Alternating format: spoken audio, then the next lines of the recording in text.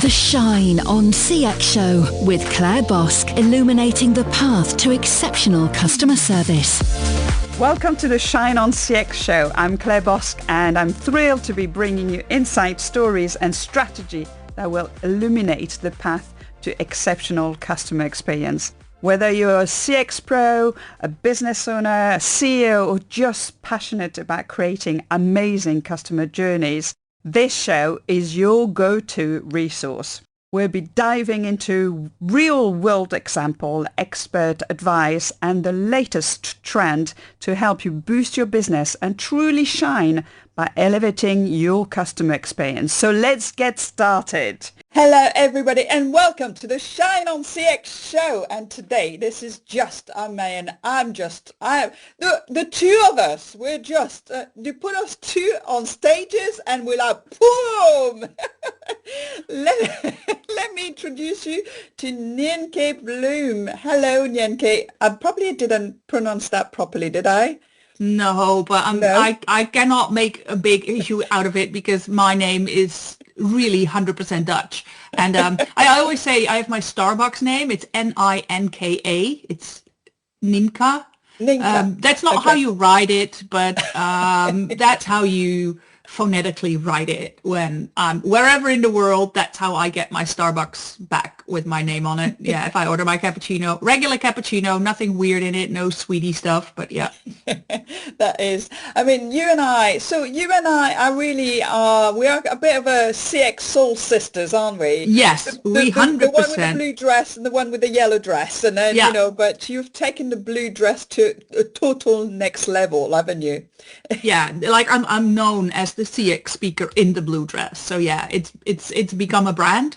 And when it started like that in 2016, we didn't live in the visual revolution as we are in now. But let's be honest, well, we'll be talking a little bit about memorable, but it's very memorable. I have had a client last week that said, you spoke at the event and you spoke about CX and you really made a difference in the audience. I felt a little bit like, okay, you didn't really get my message. I needed to make that more punchy. So I'm creating that now even better. But she said, I did remember that you were wearing a blue dress and I Googled it and I found you. Yeah. And then a colleague has put it in ChatGPT and found me too. So that was a memorable thing. So the blue dress, yes, it's a memorable thingy. Yeah. And I hear you have got several blue dresses. Yes. Really? How many really, if we talk about? I've not counted, but I do think it's about 27. That's what I remember you said. Yeah, 27, I think. Cool. Yeah. That's good. Absolutely love it. So we've known each other for quite a few years on that CX industry, in the circle, in the speaking circle. Yep. You're a big global international keynote speaker as well. And you and I were in Singapore only a few weeks ago, which was really cool. But how did you start in that CX industry? How did I get there? Well, I've worked, I come from an island too. So for the people that are listening might be thinking, I grew up on the island of Texel. It's one of the bigger islands in the Netherlands. It's it's the first one on the north. You can really get easy when you take a train from Amsterdam, and there's a ferry every hour when it's busy, every half hour. So it's also a half-hour ferry ride. You can take your car. But I've grown up with tourists. I've always been in that space, but I also always knew that I wanted to go to the other side. In the Netherlands, especially on the island of Texel, you live either on the island or we call it aan de overkant, it's Dutch, it's on the other side. And I've always had this hunch to go to the other side, to be there. And this also has to do with ambition. So I studied international marketing. And then I went to work. I started in sales. I did marketing, operations and service, back in the front office. I led 100 people in IT, so I was moving up, but I was also moving in. Did my MBA, had a real corporate career. And then I was asked to be responsible for CX at the Dutch incumbent telco at KPN in 2011. So I started in 2012. Our NPS, in the context of about 9 million customers and 9,000 employees, was minus 14 on the brand level. And together with my team, we really worked on listening well to customers, so implementing a good voice of the customer, brand delivery in the customer journey. Where could we, with the several brands that we had, really impact customers and improve? And employee ambassadorship was our third pillar that we worked on. So how can we make people proud again and work on the culture? And doing that with my team of 12, in about 3 years, we managed to bring NPS to +2 on the brand level and really impact EBITDA, lower churn. So it was suddenly I had the stars and the scars, and I was asked to educate and be a guest lecturer at the Dutch Executive Business University, speak at events, whatever. Well, that's how I landed up in CX somehow. It happened. I didn't do it by choice. But it's, when you've spoken the language of sales, of marketing, of operations, of IT, you can better make a connection internally. So I think it really helped me in the end. It's joining all those dots, isn't it? Yeah. Actually, Yeah. CX, I think, touches everybody within an organization in any cases. And in that point of view, that's, that holistic approach, you have a much better, understanding of all the components. Yeah. Yeah, and what's really, especially when you look at the change element, of course, which is part of the role of the CX leader in larger organizations, I think it's also handy that I understand and spoke the language of the people that were responsible for that. So I think that was really, it just helped me out that I could understand what was important for the director of operations, who did the contact centers and all the retail stores, that I understood the IT language and the IT, because I've been there. So I connected internally also pretty okay. So you have, kind of focused onto CX leadership and transformation and helping leaders to really kind of transform and understand what CX is, right? Yeah, I think when I've looked, in 2015, the 1st of January 2015, I started my entrepreneurial career. So I'm now a little bit more than 10 years down the road. And when I started, I really wanted to be an international speaker. Well, I'm CSP2, so certified speaking professional. But one of the things I found really quickly is that there was a big opportunity on education. So because I wanted to get my CCXP, it's a title in the CX field. It's by the CXPA, the Customer Experience Professional Association in America. And I, together with a partner, we created a course to train people to get the CCXP accreditation. And I was one of the first recognized training providers by the CXPA. And suddenly, instead of just speaking, I was also in the education space. And when I look now, I think 60% of my business is all education. So I have open training. So people fly to the Netherlands to get our training. We always call it like the Rolls Royce in the training, because we really have a 5-star hotel and our materials and everything is, the whole journey is, it's very memorable. Next to that, it's very high-end education. And in 2 days, you really understand what you can all do in customer experience management. So that's one of the things, but I also do a lot of corporate education. So I build education portfolio for organizations. Yeah. And I also heard, know, you've also built a CX game. Yes. Ooh, yes. This yes. is very yes. exciting, right? Yeah, one of the things, well, when you speak international and like you do, you spend a lot of time in a plane, in a hotel and stuff, which it all sounds really exciting. And I'm going to be honest, it is. It's fun, but there's also a lot of waiting. And one of the things I remember, it was 2017, I spoke in Australia and I did a workshop, and I never forget, in the back of the workshop place, there were 2 guys sitting in the back, and they were there with their computer. And I must say, my workshops are interactive, they're fun. But still, these guys, they were on their laptops. And, well, we all know you should not focus on the people that don't want to go. But I flew home and I was irritated. I'm like, why didn't what could I have done to engage everybody? And so I had a conversation with a friend at the time. She became my business partner later. So we're already in it for, 9 years, almost 9. And we created a game because we said, if you play a game together, you cannot hide behind a computer because you have to engage. Yeah. So we created a custom experience game, and the concept that we've created, it's like, it's a serious game where people, by a facilitator, understand and learn and get aware of where can we improve, how could we measure. So it's really a discovery game, and people love it because it's tailored to the situation. I still love bringing it to Jersey one day when you have your event. Yes. Yeah, because I think it's fun and a learning experience. So I think that is and we also do that like a one-off when we have a big event or when they have a leadership moment, we're hired to do it. But we also do a lot of train the trainer. So they get the license, we train them so people can do it within their company, and they don't have to hire us all the time. So yeah. Oh, fantastic. So we are, so Jersey is a little island like yours, Yeah. where, you Yeah. were born. And I know you more used to working with leaders which, maybe lead, thousands of employees. We haven't got that many employees on the No. island, or smaller kind of Yeah. organizations. But I guess all leaders, whether it's a smaller or larger organization, there's big challenges for them. What is the biggest challenge that you're seeing at the moment in that field for leaders to really kind of do some change and embed CX within their organization culture?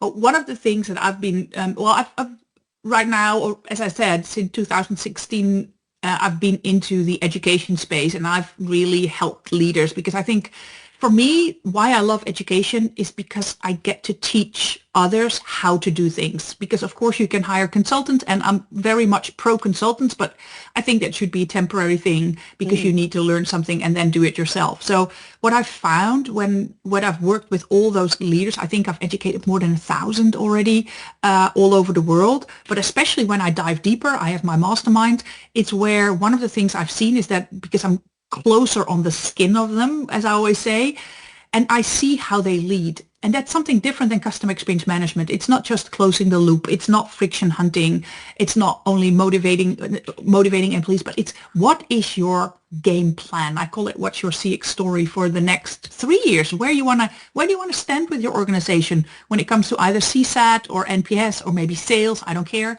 What are your goals, and what is your plan to get there? So what is the structure? As I said, at KPN, I had a really sound CX strategy that was around voice of the customer, listening to customers and improving, brand delivery in the customer journey, where can we add memorable elements in the journey, and employee ambassadorship. That was how we structured our change plan. And I think CX leaders need to be more strategic. What is my game plan? What am I going to do this quarter? What am I going to do next quarter? So that you have like a 3-year plan. Not only that, but also translate it to the now. What are plans that I'm doing now? And the good thing is if you have that, you can take the people along in your organization. You have that change narrative. You say, okay, this year we focus, well, if you've got too many detractors, we're going to do detractor cutting. Next year, we're going to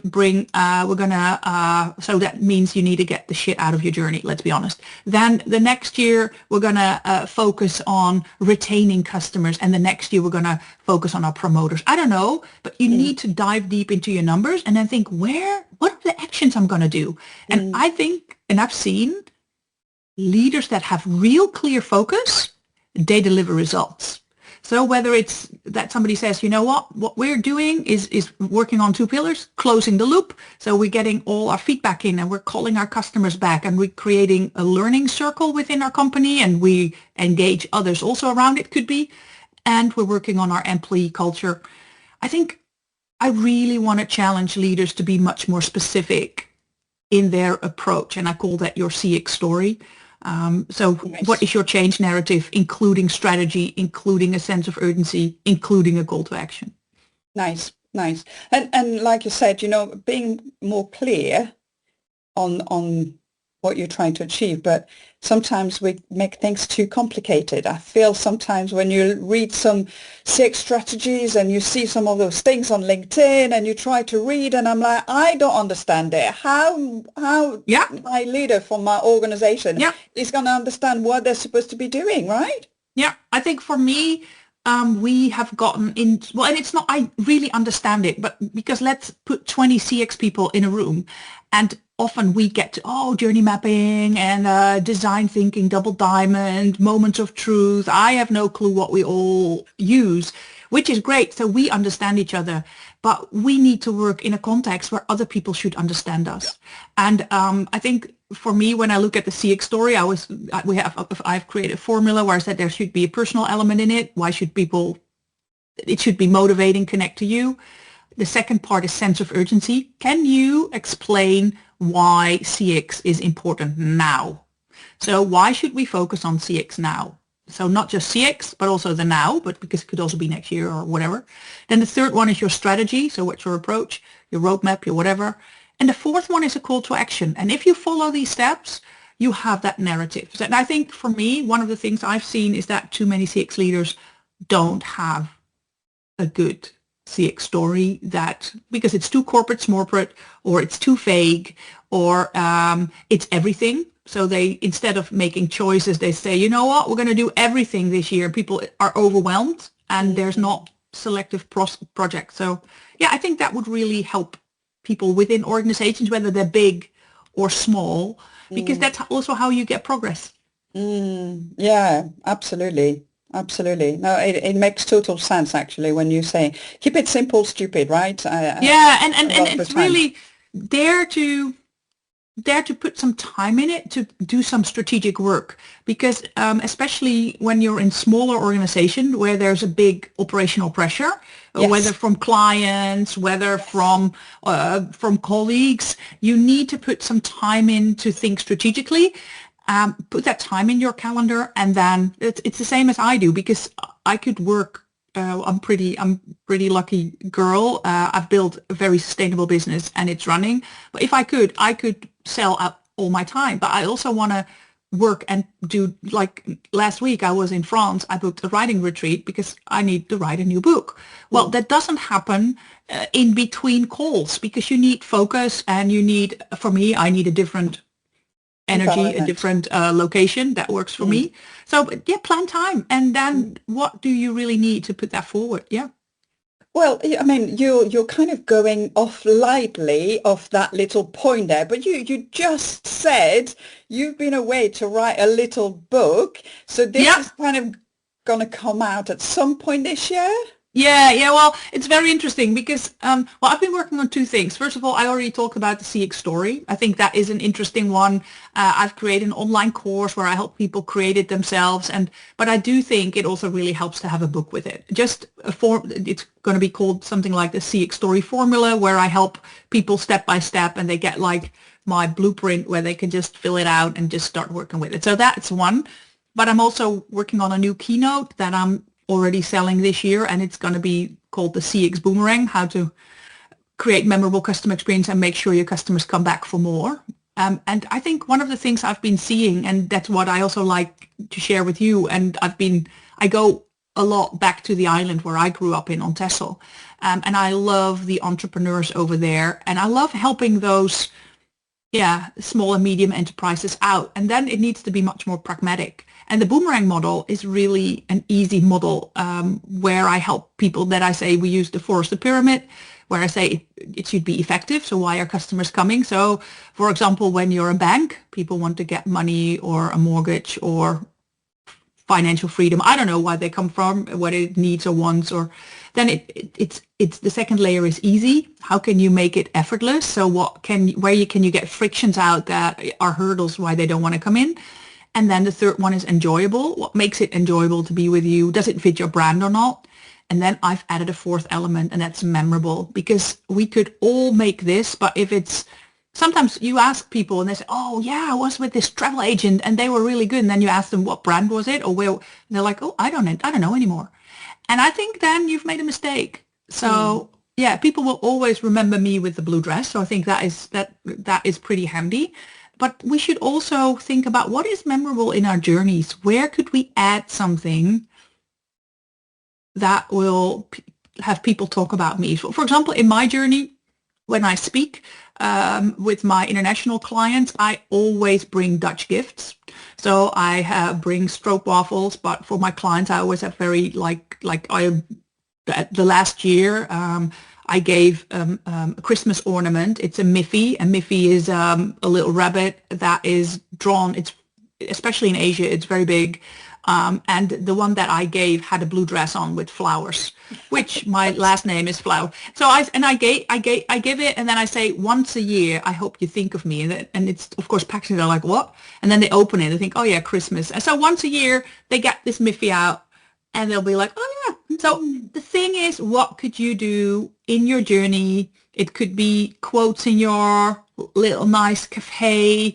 It could be buttons, for example. What I really love, what they do at Hard Rock Hotel, I work with Hard Rock Hotel, is that every employee has their name tag, not just with their name, but also their favorite artist.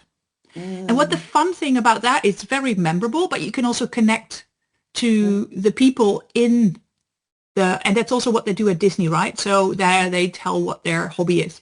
So it's really something that is memorable, but it's also connecting. And I think if you do that, you can have these boomerang moments.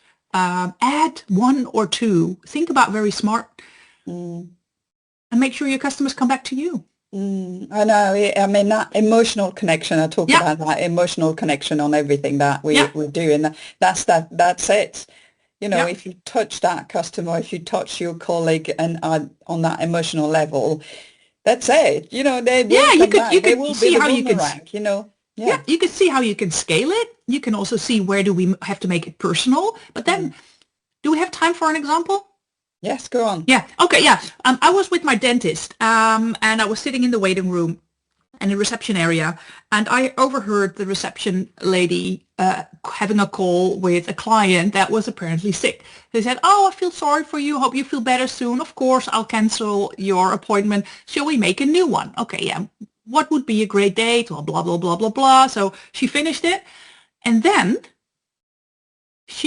what I saw her do, which I found astonishing, she took out in a drawer, she opened a drawer, she took out a little package with all kinds of cards, she looked through them, she took out apparently a Get Better card, she took out a stamp, she then looked in the CRM, she wrote down the address and a little message, and she put it especially in a little box where the card would be taken.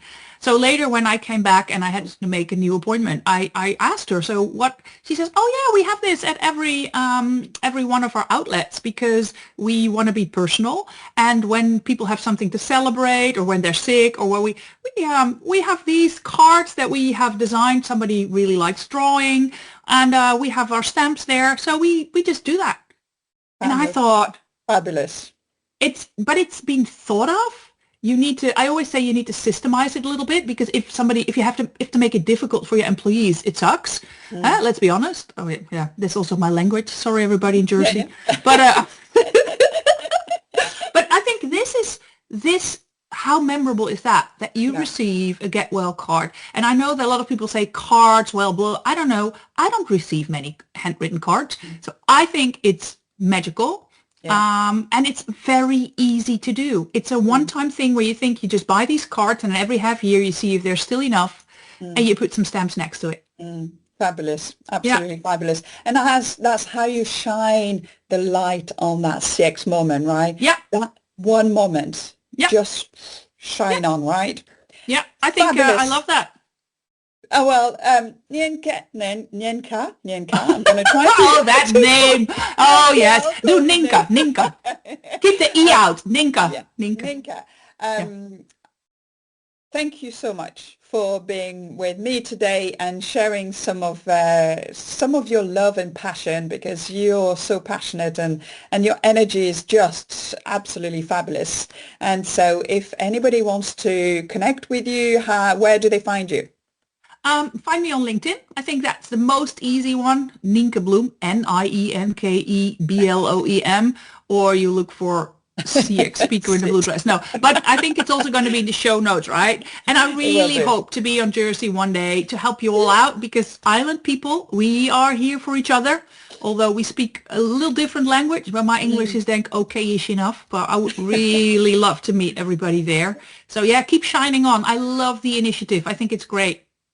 Thank you so much, and definitely we'll be doing some more stuff together for sure. Thank you everybody for being here, and we'll continue shining the lights on your customers and your employees and on yourself as well, because you need to self-care yourself. Thank you so much everybody. Bye for now. For more on creating exceptional customer service for your business, head to clairebosk.com. Listen to more episodes of The Shine on CX Show, wherever you get your podcasts. The Shine on CX Show.